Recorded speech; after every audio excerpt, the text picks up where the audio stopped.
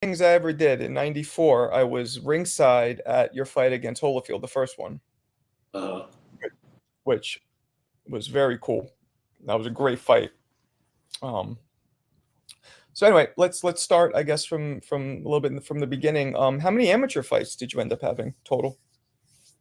my record was 48-16. Most of my losses were against international competition, which they say I lost, but a couple of fights I don't think I lost. But that's neither here nor there.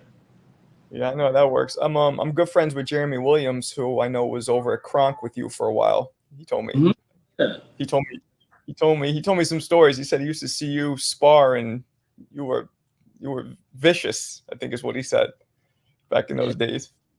Shit, down in Kronk, you had to be a person because there was vicious people there. You had to hold your own there. Yeah, yeah. And you were born and raised where? What I, state? I was born in Brooklyn, New York, and I was raised in Menneson, Pennsylvania. Pennsylvania. I'm in Brooklyn right now. That's right. So you're from PA. Okay, so at what age were you when you first had your very first amateur fight? How old were you? I probably was 10 years old, 11 years old. I What started you started what? I'm sorry. I started boxing when I was young. I was around my grandfather, who was a local trainer where I grew up, and I was always with him. So he would always leave at a certain time before I got finished with yard work, doing the garden or cutting grass. So he would always Hmm. leave. I finally caught on to finish early so I can go with him to be with him. And Mm. the one day I finished early. I remember to this day, he was like, "Boy, you ain't finished. Come on, come on." And I showed him around the property and I showed him. He's like, "Oh, okay." So I think in his mind, he was like impressed. And Right. he took me to the gym with him that day. And as they say, the rest is history. That's the day. Wow. Okay. And that's how it started. Um, Now, are you a left-hander in life or just in the ring?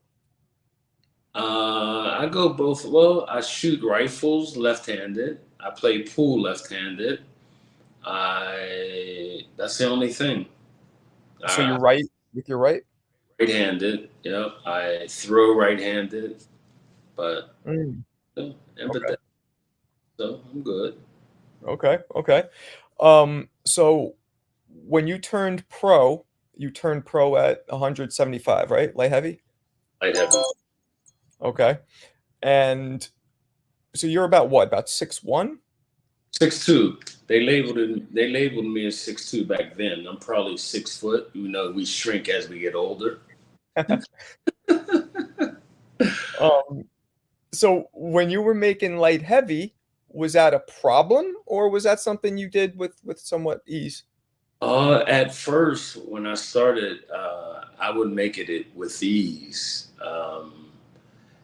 For United States, I fought at 156 pounds. So, and then I moved up to, as I was finishing my amateur career, I fought to go to the Olympics, and I fought a guy that they had him winning the fight, which was absurd because I Mm, gave standing 8 counts and knocked him down once, but they gave him the fight, something like that. But that's neither here nor there. Again, I what was I talking about? about making 175 One seven. easily or And when I got up to the 175 light heavyweight, I had no problems making the weight. But as I matured into becoming a man, my body grew, and I was walking around at 206 pounds, and I would get down to 173. So I had some room to work with there. And I told Emmanuel, he was my trainer at the time. I said, Emmanuel, I don't want to lose any more weight ever again. So I'm bypassing the cruiserweight division and I want to go straight to heavyweight. And, Mm. and he said, you know, if that's what you want to do, man, come on, man, let's do it. You know,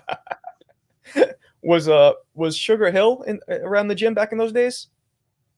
to my recollection, he was way younger than I was, so he was around, but not of the magnitude that him being in the gym right now.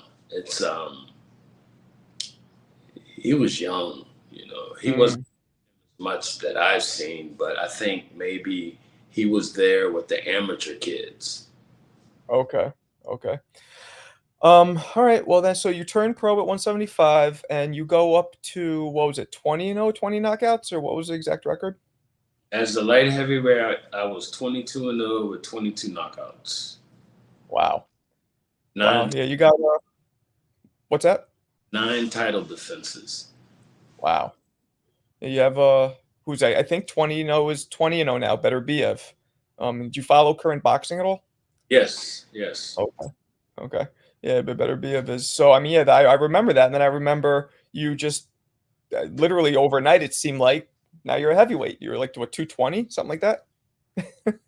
So that way now, Mm.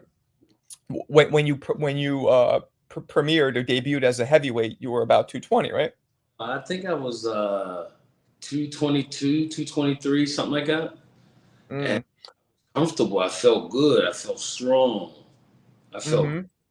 yeah. Yeah, yeah. I mean, you sure looked it. Okay, so was that move was primarily because you didn't want to lose weight anymore? Did it have anything to do with the perceived, like the more money that comes at heavyweight? No, I had no inkling on about the money that they made. I was just worried about myself. Um, as a light heavyweight, I just said I don't want to. I don't want to lose any more weight. I don't. I want to go, and I want my body to mature into being a man. And Right. the heavyweight division, I wasn't gonna kill myself. I was killing myself making that weight. Drastic weight change. Woo! It was bad, and Yeah. I had to give it up. I said, I'm done. I'm not doing that no more.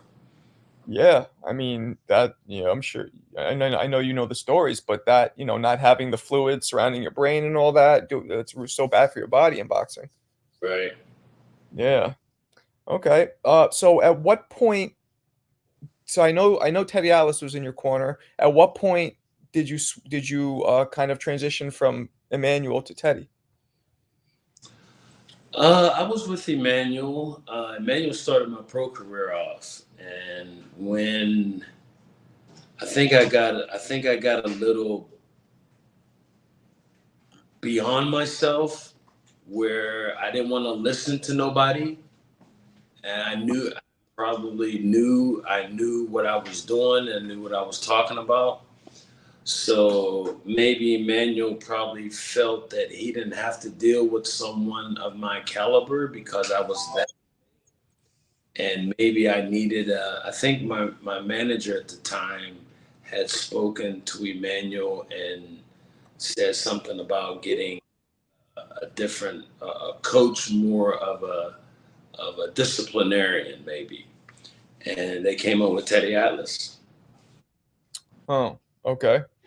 And I've heard some crazy stories about Teddy. Donnie Lalonde. You remember him? Yeah, I remember Donnie. Donnie, who I know personally. There's a book that Teddy released. I don't know if you read about this, but in Teddy's book, he said that when Donnie Lalonde got the fight with Sugar Ray Leonard, which paid him, 4 or 5 million, so Teddy's cut would have been pretty high.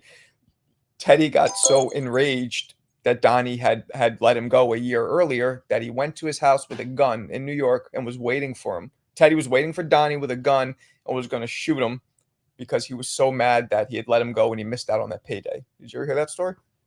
Never heard it. Nope. Does that surprise you?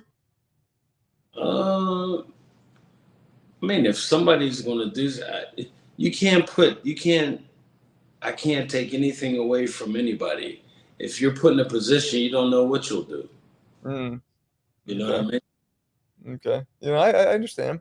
So was your relationship with Teddy good? Was it, you know, rocky? How was it?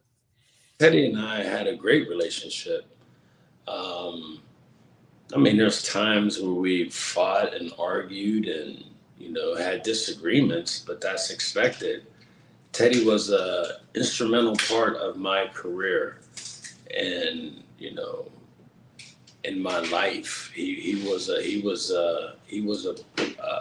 gentleman, and he was a guy that teaches a lot of knowledge. He's a philosopher of boxing. Okay.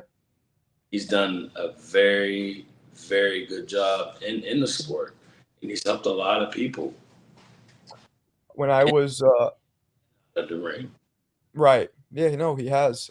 When I was an amateur, I was living with Kevin Rooney up in Catskill. That's how I met Jeremy Williams. We were both Kevin Rooney fighters.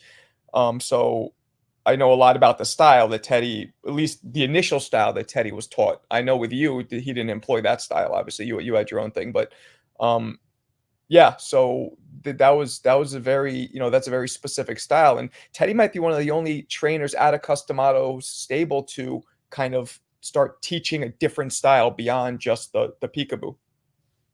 No, there's a guy down here in Florida that I just met, and he teaches. He was up there as well. He What's told his me, name? Nassim Dean. I don't know if that was his name back then or not, Mm, because they must have changed to Muslim. I don't know. I don't know. mm, But okay. No, I don't. yeah, Okay. Nassim Dean Okay. And he teaches that style. teaches that style. Absolutely. Yeah. I mean, for you, that was not. You were too slick of a boxer. I feel like. Not my style. No. No. I've been to several gyms. I can't go to someone's gym and try to work in there, try to be a trainer, because I have a different style other than most people. Some of the gyms that I go into that I have seen, no No clue, good. no clue. I And mean, I'm sorry. I was going to ask you, what are your opinions on today's flashy pad work that a lot of these coaches do? People, I mean, doing that flashy pad works is just that's for the flash, and the only time you see it is when people post it. So it's not significant in the fight where you're gonna be throwing punches like that. The fact of the matter is this: someone try that shit in front of me, and I'm training them. Their feet never moved. So that's just basic one-on-one boxing. If your feet haven't moved and you're still staying there throwing punches, I'm going to hit you every time. Yeah. Yeah.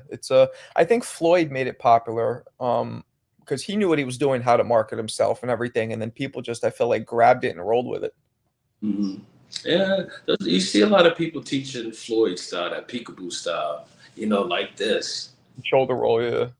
shoulder roll stuff. That isn't for everybody. No. Only so many people can do that and get away with it. Floyd Yeah. was first, maybe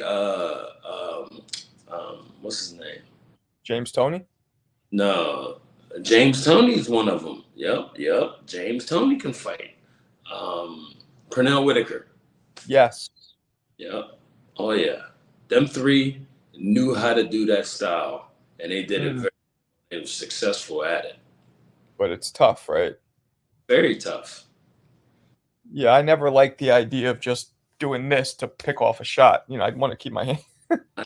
I can't do that. No. No. It's Everything. definitely. I'm ready to rumble. Yeah. Well, you had a very classic, chin down, up here, tight, nice, tight, but loose style at the same time. But You know? I knew if I had everything here, once I threw my punch, I knew how I can generate power because everything came from the arm and the body, the right side of the body. You know, I've had some great teachers in my life that taught me the game. Well, you also threw. You were very good at throwing short punches. Like, you're really good at, but being able to turn, snap your shoulder, and turn into it, but throwing still short punches. Like when you fought Burke Cooper, for example, that's how you ended up finishing him off. I think he was in your chest. He thought he was kind of out of your range, but you suddenly started throwing real short, compact punches and turning on angles, and very effective. Right. Yeah. Um, okay, so once you turn, once you become a heavyweight, what would you say was your first fight as a heavyweight that really put you on the map, where everybody in the heavyweight division knew that you're going to be a force? Your kind of coming of age fight, so to speak, as a heavyweight. I think that fight was with wow, I forget the name. A heavyweight that Tyson fought. I forget his name. What do you look like? A brown man, tall, from overseas, from one of the islands. You didn't fight Burbick, did you? No, No, from the islands. Tall from the islands. Pa- I don't know. he passed with prostate cancer. I don't know. I don't know who that is. Oh, It's escaping me. wow, I'm drawing a blank. Oh well, Okay. no dis. So that was your first one. Um, what would you say was your toughest fight? All my fights were tough. Is there one that kind of stands out? Why were the fights tough? Because I was always out of shape. I was drinking at that time. I was always Oh. out. So I had to come and get in shape to be prepared to fight. So every fight was hard. Mm. So the lifestyle could have been a little better then, you're saying? Oh, absolutely. Like it is now. My lifestyle now is totally different from back then. Okay. Okay. So then you were drinking a lot, you said, and you would just kind of have to get in. Would you be drinking during training camp as well, or you'd stop? No, I wasn't a drunk. I'm a person who lived life at a young age and I drank and never did drugs, but I smoke weed every day now. But I I don't don't. drink. I don't drink. Yeah. Marijuana is not a drug. Liquor is a drug.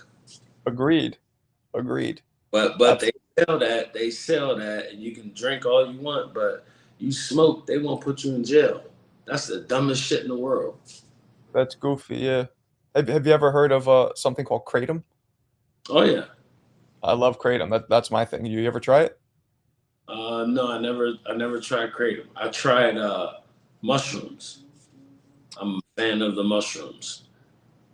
Yeah, those that it's good stuff. It's strong though, I guess. Before you build a tolerance, it gets kind of it's a little strong. No, it's just it's good for the body. When you don't add a component to anything, nothing becomes a drug until you add something to it. Right, processed. Yep, Weed, you add nothing. Alcohol, cocaine, fentanyl, all that, you add stuff to it. it's processed. Yep, absolutely. That's true. Yeah, wow. Okay. I always wanted to ask you about Teddy, the famous fight where he's yelling at you and doing. Did that motivate you, or honestly, did it ever annoy you a little, or did it just motivate you? Well, seeing, I was asked this question before. Hmm. Seeing Teddy sitting on my stool, I'm like, Teddy, what the fuck? My mind, I'm like, what are you doing? And he was trying to make a point. You know, Michael, you're gonna cry tomorrow. This is for your son. You know, and he tried to spark something in me to make me, step up and drive, and it worked. It worked. Yeah, it worked because Teddy was just a guy that made you see everything from face value. And that's the type of person I am. I see everything from face value. You know, we were basically the same in some ways. He doesn't want to be seen, doesn't want to be recognized. I'm the same way. I just we have a talent and we use it to the best of our abilities. Right, right, and that was during the Holyfield, the first Holyfield fight, right? Correct. Yeah, see, I was at that live, like I said, so I didn't hear all that. One thing I remember from that fight is at some point near the end of the fight, you cut Holyfield, right? I think he was bleeding. Um, and Yeah, I'm uh, sure bleeding, but I don't know where. I think he it was was. bleeding. Eye, right? Yeah, I think so. Yeah. Well, I was close enough where I remember you hit him with a jab, and his blood fell maybe 2 feet from my feet. Hmm. Boom. And I remember you were like shaking your head, like, yeah, like you were really. That was near the end when you knew you kind of had it in the bag. Yeah, I was up for that fight. I knew I had won after the bell had rung because I was just ecstatic and I was happy about that. Yeah. That's, I mean, first ever Southpaw heavyweight champion, right? Yeah, but before that, I won the heavyweight title beating Burt Cooper. Which title The did you win then? That was for the WBO. Okay. WBO, I won the heavyweight title with Burt Cooper. Then I fought Evander.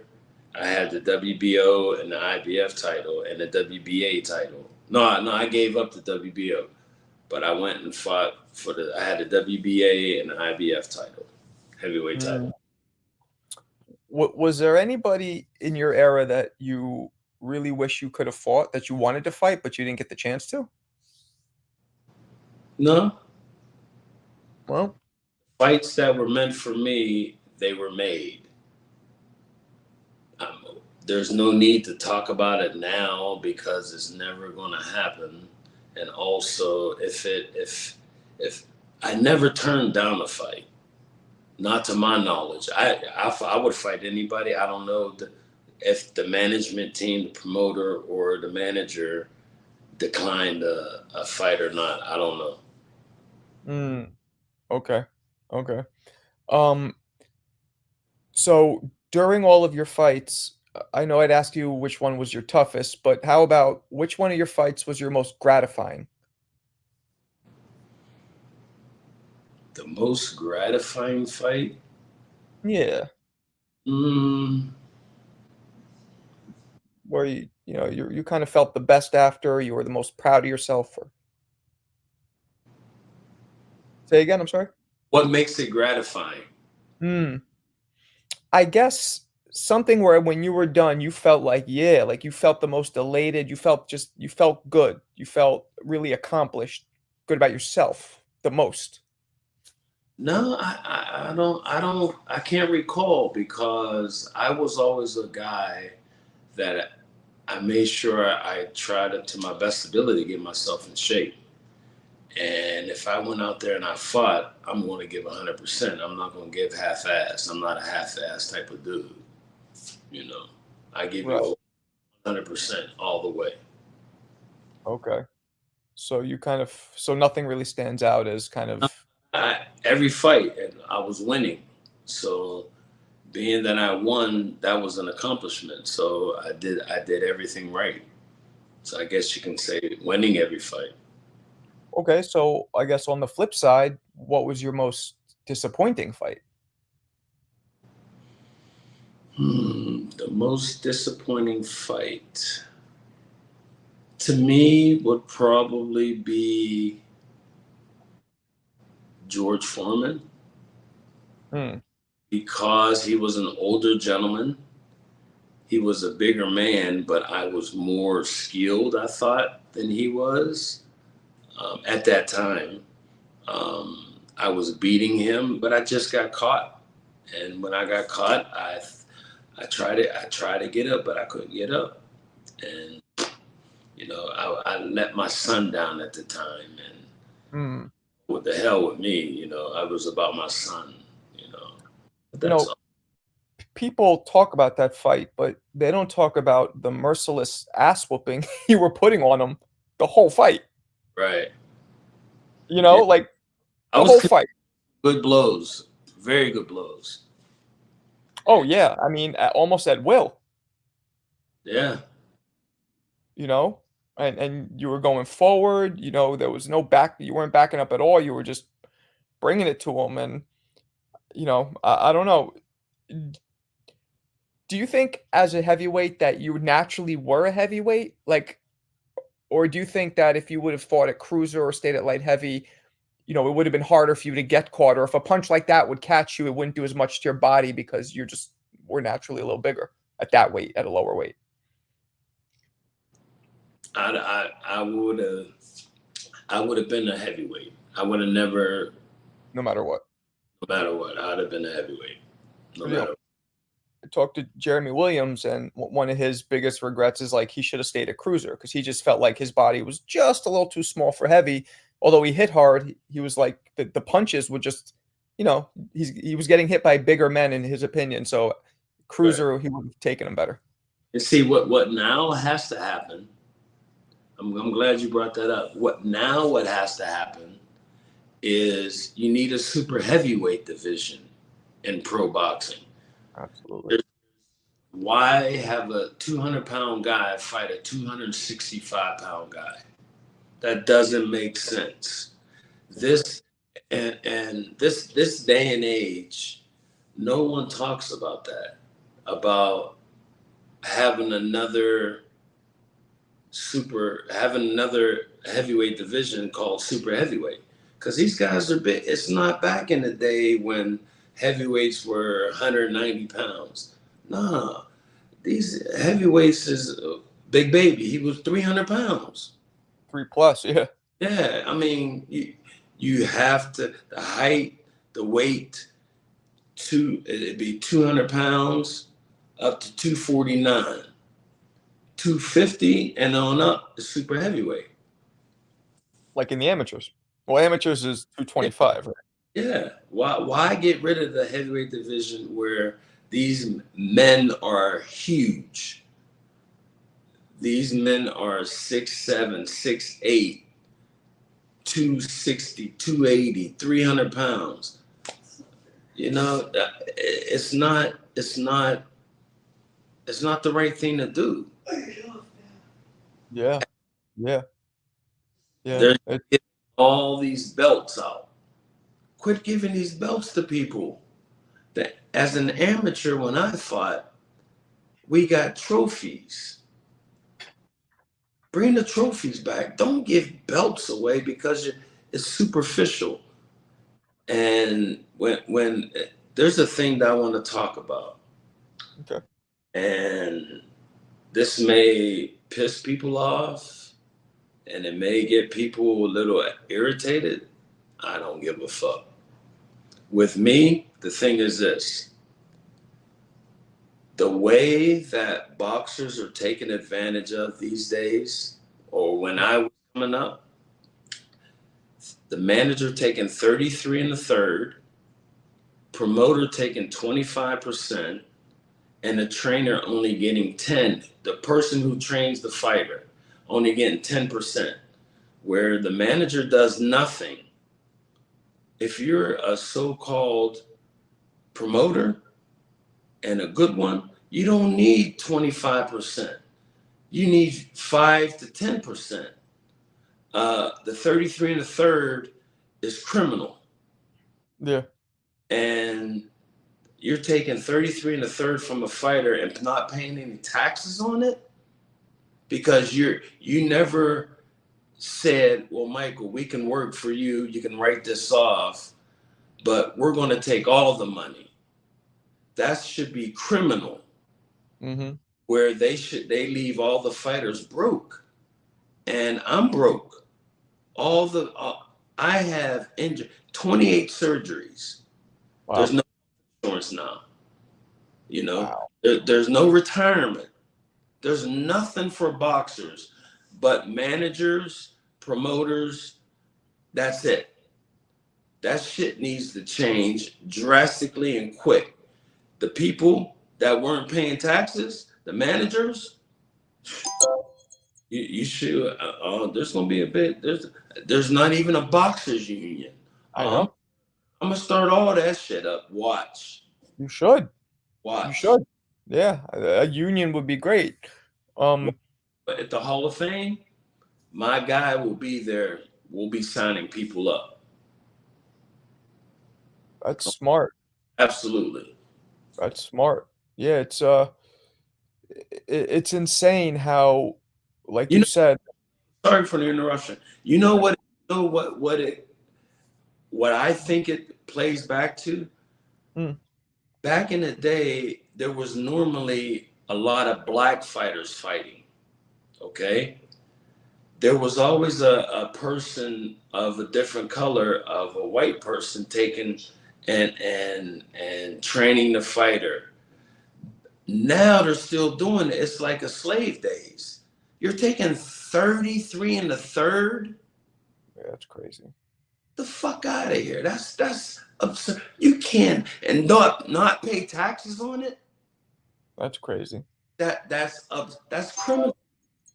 Wow. So that was happening your whole career. So That's you fair. But my team, who supposedly cared about me, didn't tell me that you can write this off. What I was paying was training camp fees. When we go to Vegas, I had to pay for all that. I pay for the taxes for the whole thing, where they get the 33 and the third and the 25. They don't pay taxes. That's bullshit, and they should be held liable for that. yeah, that is crazy. Big time. Um, and then so you're losing 67, 68% of your check 60. plus taxes. Absolutely. That's wrong. Wow. No, and think how long this has been going on. And no one's doing shit about it. No one's even talking about it. Yeah. Most boxers from my era broke than a joke these days. Yeah. And that's wrong. All that I mean, money, a manager don't call me and say, hey, Michael, you need this, you need I'll buy you a house, or I'll give you. They won't do that shit. Oh no. no. Because it was the slave master taking over the slave. Right. That's how that shit was. And not only that, but most fighters, there's such a small percentage of fighters who actually make a lot of money to begin with. Yeah. So they don't even have opportunity. But It see, the thing is, sorry for the interruption, pardon me. What it boils, when you're fighting, they'll give you anything you want because they know they're making that 33 and the third off of you. But once you're done fighting, the fuck out of here. We're done with him. Let that NIGGER go. mm, mm, Gone. rough business. And I'm not saying that people are racist or nothing. It's just how it seems. It's the whole setup. How it is how it is when you have a slave master taking over a slave, taking over a slave.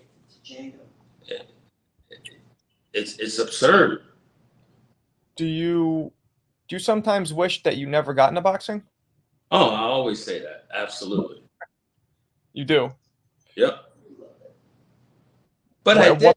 I did it and I was successful at it. So I'd be an ass to say I wish I wouldn't have never done it.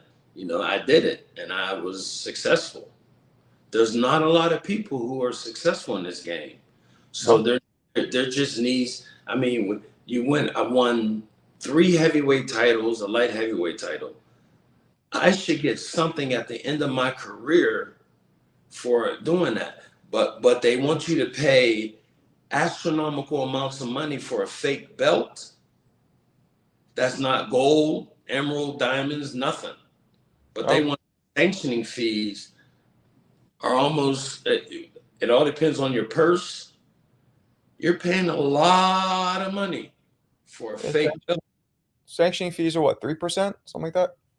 I don't know the percentage, I think but it's 3%. you're paying a lot of money for that. If you're making big money, for what? A fake belt that has the WBA, that has the names on them.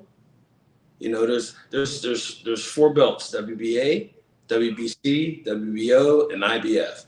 That's it. Right. Get rid of all those other fake ass belts. That's what's hurting the game of boxing. That's damaging. Yeah.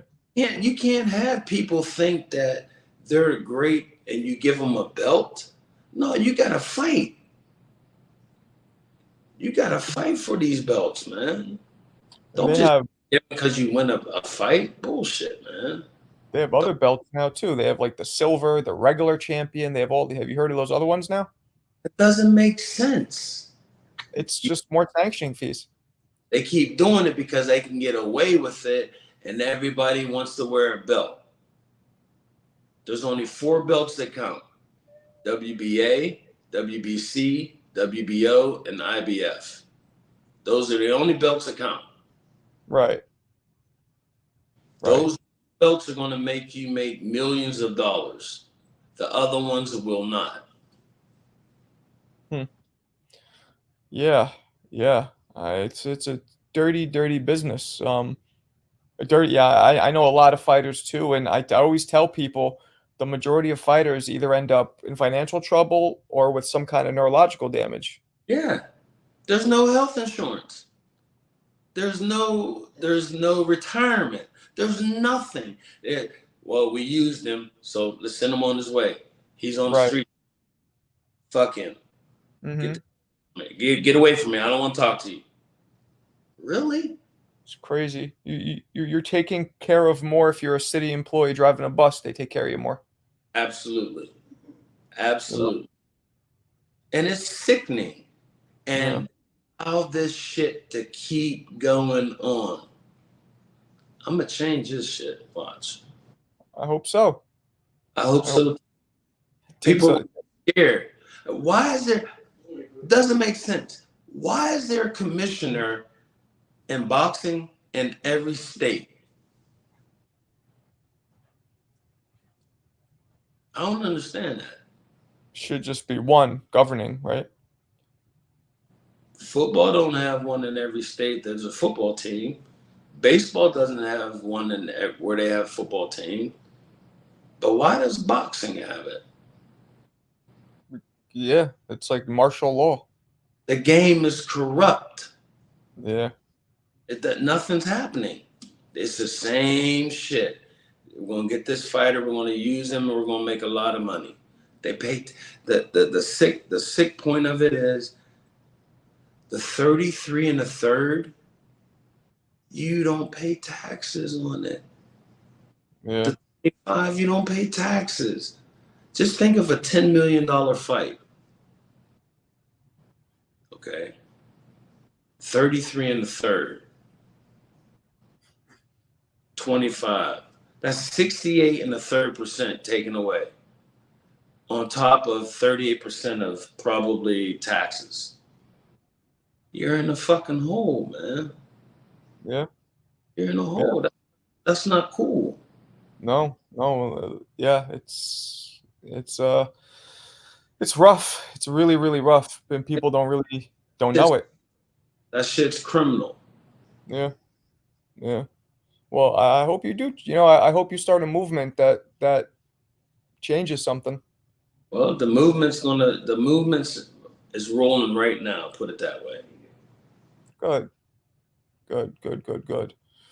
Um. Hmm, okay. Well, back on, I guess, on a lighter note.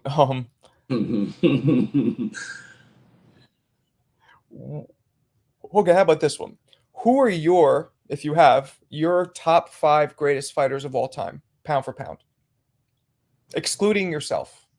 Marvin Hagler, Alexis Arguello, Salvador Sanchez, Matthew Saad Muhammad, Oh, Larry Holmes. that's good. That's good. Did you ever spar with Holmes or Muhammad? Yeah, I sparred with Matthew Saad Muhammad. My first training camp I went to was Thomas Hearns fighting Juan Rodan, and they wanted to see what I could do, so I got in the ring with um, Eddie Mustafa Muhammad. No, Eddie. I think Eddie Mustafa Muhammad was training Matthew Saad Muhammad, and they put me in the ring with him, and they saw what I could do, so they were pleased with that. Yeah. Hmm. Are there any? Did you ever spar with James Toney? I don't remember. You don't think so? I don't remember. I may have maybe one time, maybe two. I don't remember. Remember fully. I was just at an event like a month ago, and I was hanging out with Ray Mercer, and I think you and Ray were gonna fight, weren't you? But then it fell through. I think we were going to fight, but Ray didn't want to fight me because I was a southpaw. That's what he told me. That probably happened a lot. Ray's one of my dudes. Yeah. Yeah, Ray's cool. He's still wild too. It's dead. Yeah. Yeah, Ray. So what other are there any former like legends or champions that you had sparred with that you could talk about that you remember? No, No, no legends. no. Hmm. Hmm. So when you would spar as a light heavyweight, was it always with light heavyweights, or were you going in there with heavyweights even then? I was with light heavyweights. Mm. I don't think he put me in with it. Emmanuel wasn't like that. You didn't move around with Roy Jones, right? No. Yeah, I guess he was smaller back then. Yeah. Well, we all grew up fighting together on the United States boxing team, USA boxing. So we've all been around each other for forever. Which guys were in your class, your year? Roy, there's a lot of guys. There's a lot of guys. You were like the '88 team, right? Yeah, more the 80. Yeah, more the 80 because I turned pro in 88. Meldrick Taylor? No, Meldrick was before me. Was he? Yeah, Meldrick was way before me. Meldrick Mm. Taylor, they were in the 84. I think they were doing the 84 Olympics, right? Yeah. It was Biggs, Taylor, Purnell, Yep. and Holyfield. Holt. Hmm. And okay, so you were with Roy. Roy, it was you, Roy. I don't remember who else was from '88. There was a lot of guys. There was Anthony Hembrick. Okay. There was a lot of guys. Can't think of them. Okay. Um, who was your? It's escaping me now. But who was your last fight? Who'd you fight for your last fight? My last fight, it was in February of 2008. I fought in Dubai. What was his name? I was 275 pounds. Wow. I went into training camp for my last fight, 10 and a half weeks, got down to 219, ripped, Wow. ripped. Pretty And good.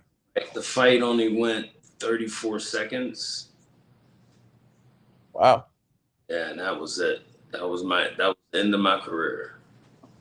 Did you know you? Oh, Alex Stewart was who you were talking about before, wasn't it? Alex Stewart, yep. Yeah. Somebody in the chat said it. That's right. He was Caribbean. No, he was British, wasn't he? Yeah, no, he was from one of the islands, like Jamaica somewhere. I thought he was British. Yes. Uh, Yeah, that just somebody just wrote that, and I was like, oh yeah, because you were saying it before. Stewart, So yeah. yeah, Alex Stewart. That How old was were you? a fight. After that fight, people started recognizing that Michael Moore was for real. I mean, you were pretty big as a light heavyweight because of your record. Everybody was talking about you. I guess they just weren't sure if you could translate to heavyweight. Right. But, It's you know, bypassing the cruiserweight division.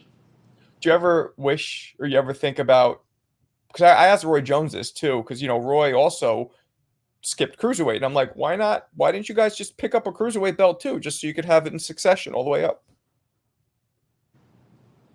I was never interested in the cruiserweight division. Yeah, it was lackluster back then. Still Yeah, is. yeah. I don't know why. Light heavyweight, heavyweight, super heavy. That's it. Get rid of cruiserweight because you know these people. No, we don't fight in cruiserweight divisions. Either heavyweight or make it super heavy. You know, they were trying to do this bridger weight. Have you heard about that? Who? It's called bridger weight. Like from the word for a bridge, it's supposed to bridge between heavyweight and super heavyweight. It's supposed to be uh 200 to 225 is bridger weight, and then 225 and above is heavyweight. The WBA, I think, was trying to do that. Guys, common sense will tell you that guys are way bigger Hmm.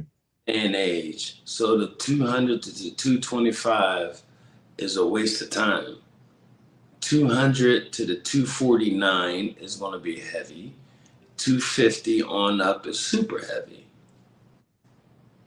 It can't get easier than that. And these guys now are so, like, in your time, who was around? Well, Lennox and Riddick Bowe, right? Lennox and Riddick, those are the biggest guys. Now They were, you got this that the guy from China. yeah. You know who's bigger than him is Fury's bigger than him. Yeah, that's a big. I mean, big guys, man, big. 6'9". Fury's 6'9". Yeah, yeah, yeah. 280. Like, what are you gonna? Yeah, they're very. It, you're right. It's silly that there's a 50-pound plus weight difference. Like when Fury fought Deontay Wilder, that was 50 pounds apart. Right, right. Same And it's height. so It showed. Yeah, yeah. he knew how to use weight. He what? He knew how to use his weight and his height and the reach. Absolutely, absolutely. He's really tough to beat because he's almost like a cheat code. You know. Right. Yeah, that would have been rough. When you had your last fight, did you know going into it that was gonna be your last fight? Yes. You did. What prompted you to say, okay, I'm done? Because I knew that there was nothing else that I could accomplish in the game of boxing. I've accomplished things that so many people have tried to accomplish and never do it. So I'm not gonna stay in the game, try to make money and keep getting my head pounded in. I'm not gonna do that. Now, how old were you at that point? 40, I think. 40. Okay. Okay. And I mean, you seem like you're in good shape. You seem like you have all your faculties. You seem like, thankfully that you're okay for after boxing. Yeah, I've been blessed. It was meant for me to be a boxer, to go through this stage of my life and to do things that people will never forget. Absolutely. And you did, man. You definitely did. So I guess the one thing I want to ask you before we wrap it up, I asked you about your top five of all time. Who are your current top five? Current top five. Mm, I like Tyson Fury. Mm-hmm. I like Bud Crawford. I like Shakur Stevenson. I like Devin Haney. And I like Teofimo Lopez. Yeah. Yeah, those who wins if Tiafimo fights Devin Haney? Never know until they fight. People can always say that make a prediction. I don't do that. You don't make predictions? I don't blame you because you're right. You never do know what happens. Right. If I make Yeah, predictions, I'll be a gambler, not a gambler. yeah, me neither. That makes sense. That makes sense. Well, champ, I appreciate you talking to me, man. I really appreciate it. It was fun. Let's stay in touch. Marco, you're more than welcome. Thanks for having me, my man. Appreciate Thanks it. again. Yeah, of course, of course. I'll talk to you soon. Got it. All right, man. Take care.